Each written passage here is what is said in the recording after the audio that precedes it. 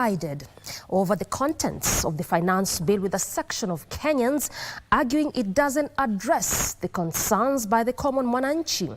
Residents in arid and far-flung areas claim the proposals in the bill will sabotage the economy prosperity as pressure continues to pile on Parliament to reject the bill. Meanwhile, youth in Thika have condemned the killing of one of the anti-finance bill protesters on Thursday by a police bullet.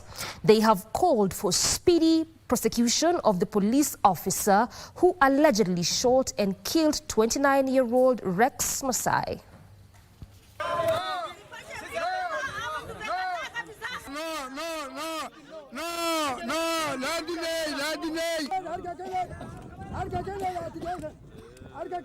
Sisi kama watu wa Mandera, kilomita yetu kutoka Nairobi na hapa ni very far kilomita. Uchumi ikipanda, kila kitu ikipanda, maisha yanapanda, kila kitu na gharama. Sisi kama vijana tunasimama na we stand against impunity. Tumeangalia kuwa sehemu za wafugaji, wavuvi wote wanaathirika na hii finance bill. Power, power, people's power, power. We lose our fear, we get our freedom. We lose our fear, we get our freedom. Our sincere condolences to the family of Rex Masai. We are going to stand with you at this time, and for our fallen soldier and hero, we want to express our vigilance to the cause, because they have done the atrocities that they have done, because they have committed the crime against us Gen Zs. We will make sure that we fulfill the dream that he had. I want to condemn with the strongest terms possible of the shooting of one of our friend, one of our brother, one of our fellow Gen Z, who was shot by the police brutally yesterday and ended his life. This is the life of a young man that has been ended by the police, the boys with uniform. Justice for us all. Justice for Rex. Justice for us all. And away from that, members of the Kenya Union of Nutritionists and Dietitians have called off their strike and are set to return to work on Monday, 24th June. This follows the signing of a return to work agreement between the union leaders and the Busia County government, resolving a standoff that had disrupted essential healthcare services. Addressing the media after crucial talks on Thursday, Busia County Deputy Governor and Health Executive Committee member Arthur Odera expressed satisfaction that all grievances raised by the union had been effectively addressed. And the biggest issues were promotion, which, as you are aware, is ongoing. We have sent a team out to try and clear all pending promotions from the past, going back 8 years, to clear, and the union is aware of that effort, and we know that by the end of this month that matter will be concluded. And therefore we are calling upon our members that on Monday 24th we expect you to be back to work, and on 28th of the same month we expect us to have part of the agreements cleared so that we move forward together. Moving on, the Ethics and Anti-Corruption Commission has repossessed a 2.5-acre piece of land in Nyahururu, valued at 110 million shillings from 12 individuals. According to the anti-graft body, the land had been reserved for Nyahururu bus park, but had unlawfully been allocated to the private individuals. The private developers had planned to set up a multi-million mall on that particular land. EACC spokesperson Eric Ngumbi said already traders were being evicted as plans were underway to construct a commercial building on the land. Those investigations also revealed that the 12 grabbers started commercial development of this area, and then EACC moved to court, that is in the Environment and Land Court in Nyahururu, and successfully recovered this land. Investigations began in February 2022 after concerned traders lodged a complaint with EACC's Central Regional Office in Nyeri. When this complaint came to the Commission in 2022, the Commission conducted investigations which confirmed that indeed the 2.5 acres worth 110 million had actually been grabbed by the 12 private persons. The traders calling on the county government to develop the land recovered by EACC for use by the traders. County government ya Laikipia na waomba sana ili shamba wasiliashe hivyo. Jora tumekuwa tukiongea na wao lakini hawafuatilii. Ili shamba venye limerudishwa wapate kukuja tuketi chini na wao. Tujue vile hawa watu wote wa Nyahururu watajengewa soko kubwa. Elsewhere, the Ethics and Anti-Corruption Commission has issued a stern warning to land registrars after repossessing a half-an-acre parcel of land worth 40 million shillings in Nakuru. The anti-graft spokesperson Eric Ngumbi said the investigations by the commission show that land registrars are accomplices to land grabbing of public land. We want to urge every grabber, every thief, who could be in possession of public property to consider using the alternative dispute resolution, because the EACC is under the law allowed to enter into negotiations and discussions with the thieves with a view to assisting them return what they stole from the public. The land, he said, was set aside for government housing and was occupied by government employees. The recovery followed an April 20th, 2024 judgment by Environment and Land Court Judge Mwangi Njoroge. In Kiambu County, over 500 private security guards drawn from 9 security firms underwent the mandatory training which was offered by Private Security Regulatory Authority. The firms said through the training they aimed to nurture proficient security professionals capable of navigating myriad of challenges inherent in safeguarding life and assets. Speaking during the official commissioning of the Dazzling Center of Professional Security Studies, Area Deputy County Commissioner Titus Macharia lauded the director of Dazzling Center for coming up with the initiative to enroll in comprehensive capacity building.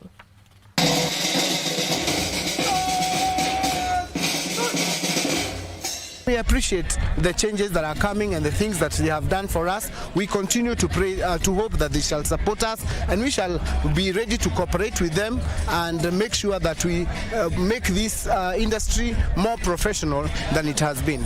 Critical stakeholders in that space, and we are happy to welcome you on board this space so that we can help our Kenyans, assure them of their security so that they can go on with their businesses. Kama ni biashara, kama watoto wanaenda shule, kama ni siasa, kama ni kanisa, kila mahali Kenyans can go about their business. Of course, umeeleza security na iangalia kwa ukubwa, kwa upana na kwa kina zaidi kuliko pale zamani. More than 300 people with physical disabilities have a reason to smile after the National Council of Persons with Disabilities and other partners donated mobility aids such as wheelchairs. Speaking during the fitting and issuance of the wheelchairs, NCPWD officer in charge Assistive Devices Program, Leonard Wafula, said the equipment will help the beneficiaries live and work independently.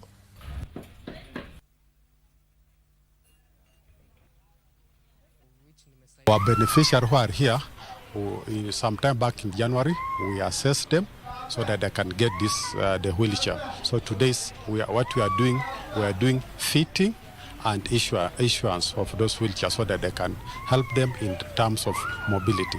Hatungeweza kumove kutoka place moja mpaka hii nyingine, lakini kwa sasa hivi nyako na hii wheelchair itamwezesha kwenda, tutakuwa tunaenda mahali, hata itanimekea easy kwenda kazi ama kufanya mambo zangu. The previous one ilikuwa na mashida za inaenda nikikwama, lakini I guess this one will serve me very well.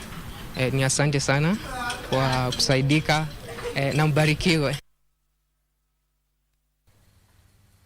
And that story on wheelchairs donation by David is what takes us on our first break this Saturday afternoon. We recoil with plenty more. This is KBC Lunchtime News. Stay with us.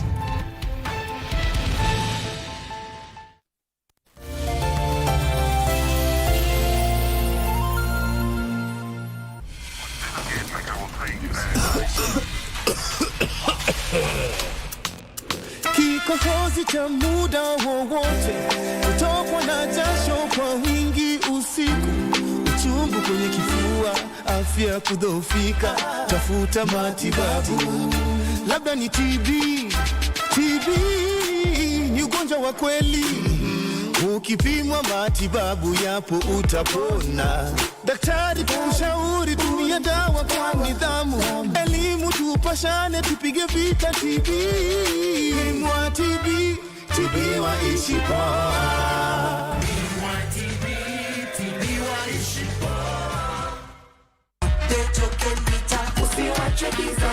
Unajua, token mita yako inahitaji system update. Ni rahisi na ni free. Ukipata ujumbe kutoka Kenya Power, yani SMS, weka kodi ya kwanza kureset, alafu weke kodi ya pili kuupdate, ili token mita yako iendelee kufanya kazi kama kawaida. Update token mita yako. Ujumbe huu umeletwa kwako na Kenya Power and Lighting Company.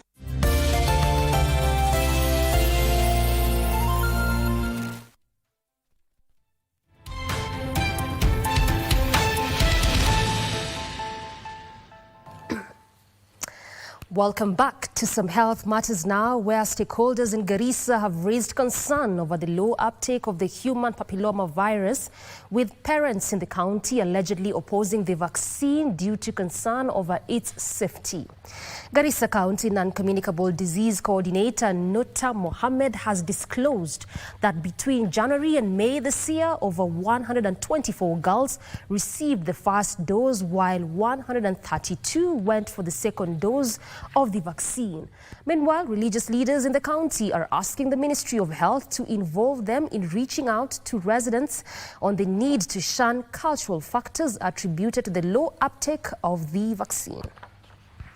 The number of girls who are vaccinated for the first doses is around 124, and for second doses around 132, which if we all bring together is around 254 doses, which is very little.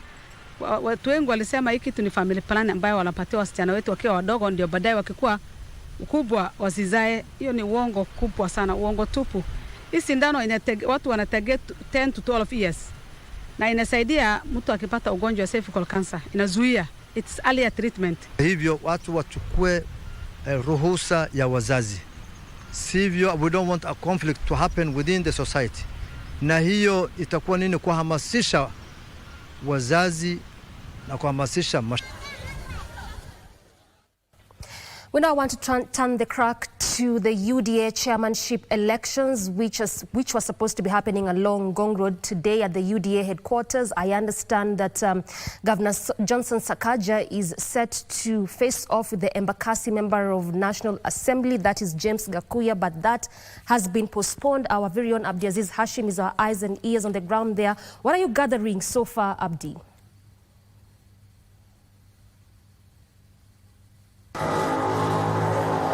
Well, Doreen, we have been here for the better part of this morning till this afternoon, of course, keeping an eye on what was supposed to be a day where the UDA delegates, which are 340 of them, they were supposed to elect their chair here in the capital, of course, pitting none other than Nairobi Governor Johnson Sakaja and the Embakasi North, that is James Gakuya. Now, the supporters behind me, as you're rightly seeing, is the supporters of the Embakasi North, James Gakuya, who are trying to ask questions to the UDA officials as to why the elections that were supposed to be held today at the Bomas of Kenya have not been held. They have been asking about the National Elections Board chairman, that is Anthony Maura, to come here and explain to them why the elections are not being held. A while ago, before we came on air, the officials had a time to speak to some of these protesters, and they were telling them that the reason as to why they cannot hold the election is that the political parties' dispute tribunal had issued a court order barring UDA from carrying out this particular election. That's why they did not hold the elections today at the Bomas of Kenya. They were trying to get to the bottom of this. We haven't seen lawyers of the UDA party officials accompanying some of the party officials to come and address the members here. But they were not having it at the end of the day. But the parties has confirmed that those elections will be held until this particular court order has been dealt with. The notice will be issued, and they've said that within a week, the Nairobi elections chairmanship, that is pitting between Nairobi Governor Johnson Sakaja and the Embakasi North Member of Parliament, that is James Gakuya, will be held in a week's time. You do remember that this particular exercise was being carried across the country, and the only remaining county that has not been able to hold this particular election is Nairobi County. Now remember, even yesterday, supporters of the Nairobi Governor Johnson Sakaja, delegates I should say, who are allied to the governor, were able to do the same thing yesterday here at the UDA headquarters, where Anthony Maura addressed them and told them that a notice will be issued any day from now, of course, to address their concerns, but we'll be duly informing you in our subsequent bulletins. But you can see behind me, this is the scenario. The police are here already, the anti-riot police. It has been peaceful at the end of the day. The anti-riot police have not been able to intervene at any moment because these demonstrators have been peaceful. But for now, we'll duly inform you in our subsequent bulletin. Back to you, Doreen.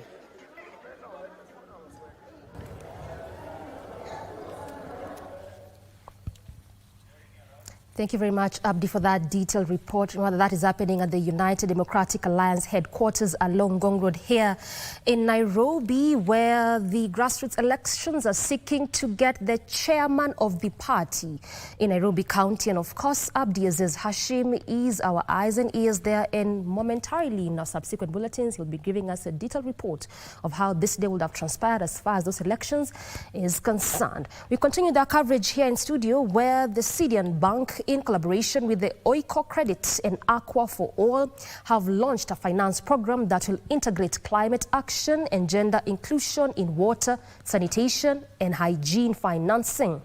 The initiative aims to leverage 1 billion shillings in commercial financing initiatives towards wash infrastructure projects with small-scale private and public water services providers, households and enterprises set to be financed. The 3-year finance program is targeting to impact 3 million people through issuance of loans to at least 480 MSMEs. We feel this is a sector that is important and in supporting not only our customers but also the goals of the government in achieving the 2030 vision and ensure that each and every Kenyan has access to clean water. Aqua for All provided technical assistance to support the bank provide wash loan facilities to its partners. As a social impact investor, we want to support sectors that are touching the lives of the communities around us. And so this is part of our strategy as Oiko Credit. And the county government of Samburu has launched an oxygen plant in Suguta Marmar Sub-County Hospital. The project, which is in partnership of the county government and the national government, could not come at a better time in the area where emergency cases are rampant owing to banditry attacks. Na wanapoletwa hapa mara nyingi wanakosa hiyo oxygen, na inabidi ziletwe kutoka Maralal kwa cylinders, ama wakati mwingine tuna wasafirisha kutupitia ambulance. Na kwa sababu sasa imewezekana ya kwamba tumefanya ground breaking leo, sisi tunaona ya kwamba watu wetu watakuwa wamesaidika sana. Kama unavyoona wamejitokeza sana because of the oxygen. That means that they needed the oxygen that we are bringing on board. Oxygen is an essential, like an essential drug necessary for patient care, and now its availability here will make now sure that our patient care, the patients who need oxygen, are getting it at the source here in Suguta. And the Ministry of Investments, Trade and Industry is seeking to demystify the concept of industry and manufacturing, that only big manufacturers and foreigners can engage in the trade. Speaking during the dissemination forum for the 4th medium term in Laikipia County at a Nanyuki Hotel, Cabinet Secretary Rebecca Miano said that any Kenyan can venture into the manufacturing as long as they have some startup capital. She said that her ministry was sensitizing Kenyans on the local manufacturing and how to access finances. What our ministry is doing is to sensitize people, on the local manufacturing, and to avail opportunities for accessing finances. Our Kenya Development Corporation is an organization that is there to give startup financing. We have received support from development partners, and I encourage all those with bankable and feasible business ideas to come to KDC, discuss that project so that they can get startup capitals and start their manufacturing.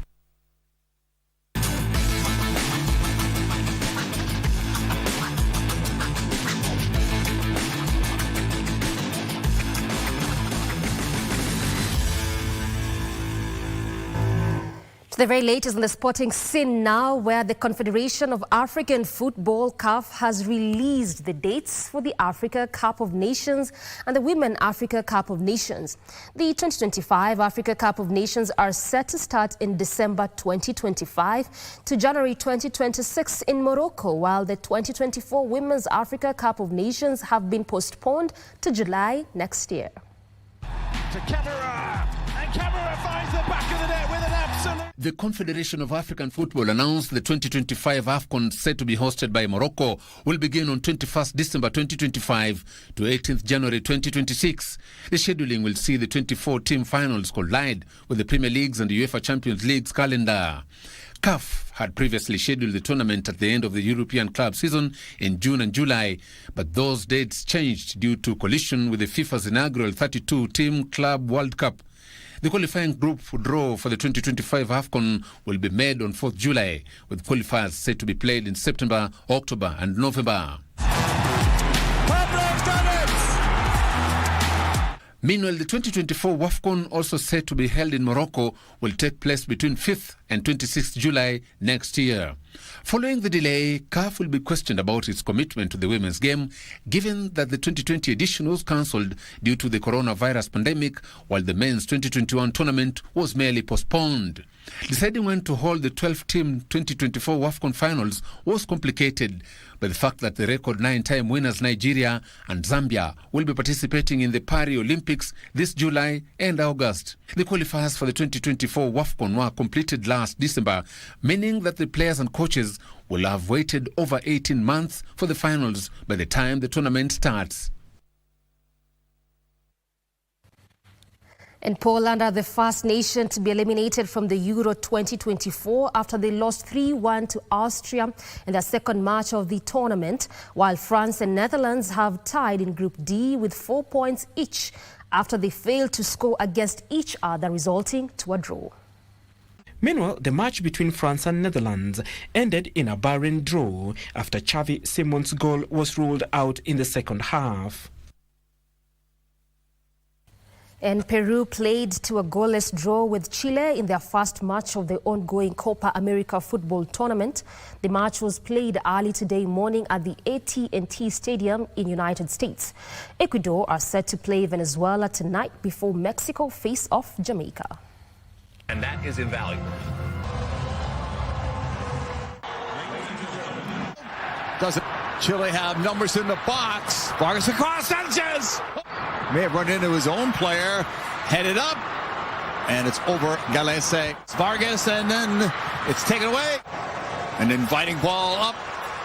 That cross, headed down, Lapadula looking, and it's stopped by Bravo. That shot. Cross, Guerrero slides it through, Lapadula in front, but Bravo came up to the middle. Shot, stop, Bravo!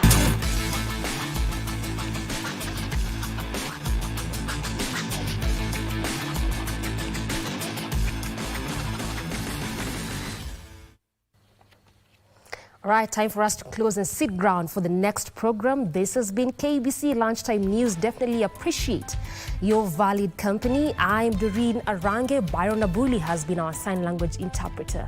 Good afternoon.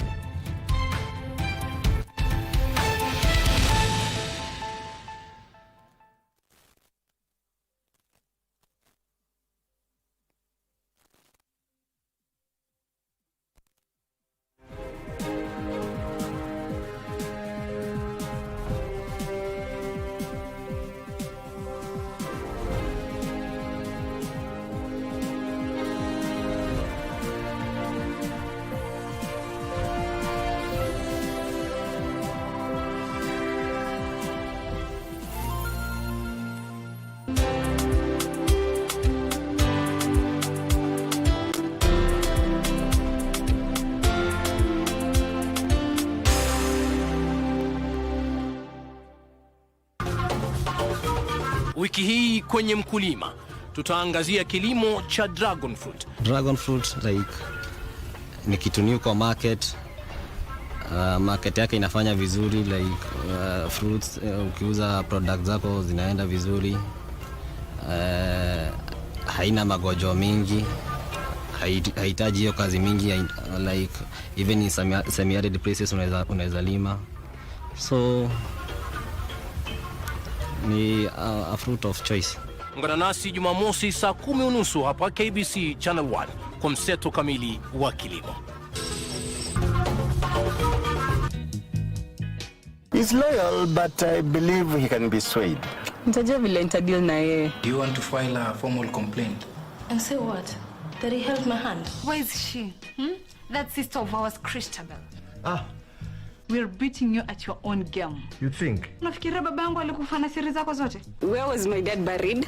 I want to bring him some fresh flowers, you know. It's not your fight.